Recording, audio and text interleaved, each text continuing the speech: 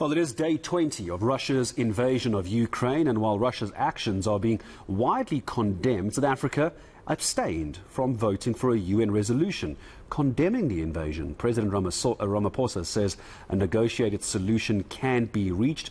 He even said South Africa has been asked to play a mediation role. That's right. Let's discuss South Africa's stance with political scientist Keith Gottschalk. Keith, good morning to you. Appreciate your time. So a mediation role, we're told. What would that look like?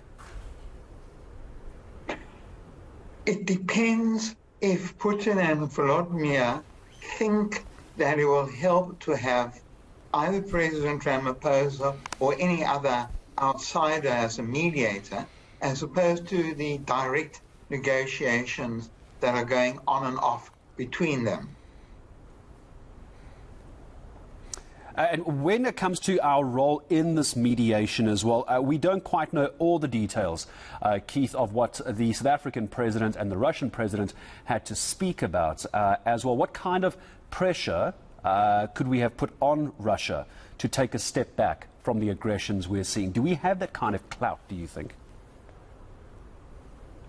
South Africa is a small country with a very small operational Air Force and Navy. So our only international influence is really soft power, that of persuasion, because we're seen as a successful democracy. What is stunning is that when war broke out, South Africans divided exactly on the lines of the Cold War decades of the last century, the ANC and Communist Party supporting Russia, the DA and Vryheid Front Plus supporting the West. Everybody on both sides seems to have ignored that today's President Putin's Kremlin and his United Russia Party are actually stridently anti-communist. So why do you believe then that South Africa abstained from the vote? It's simply sitting on the fence, isn't it? Are we scared of Russia as a country, or do we have too much to lose politically and economically? It's the weight of history influencing people, and the clue is when you look at who abstained and who voted for the resolution condemning Russia.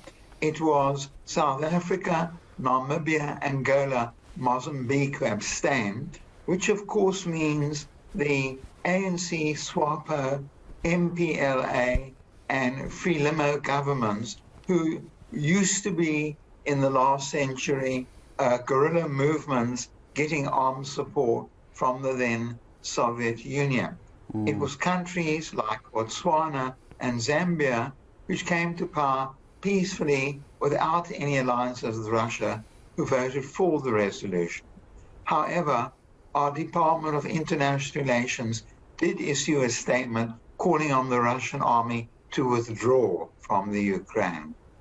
Which side of history are we going to stand, Keith, before I say goodbye to you, last question on this? Because if it seems an abstention in the United Nations Security Council vote, and now very much a historical background with South Africa and Russia and that former regime versus our current economic ties to the West as well, do you see South Africa getting out of a situation like this unscathed? Last question. We're not going to be unscathed by rises in the price of petrol and sunflower seeds and other items.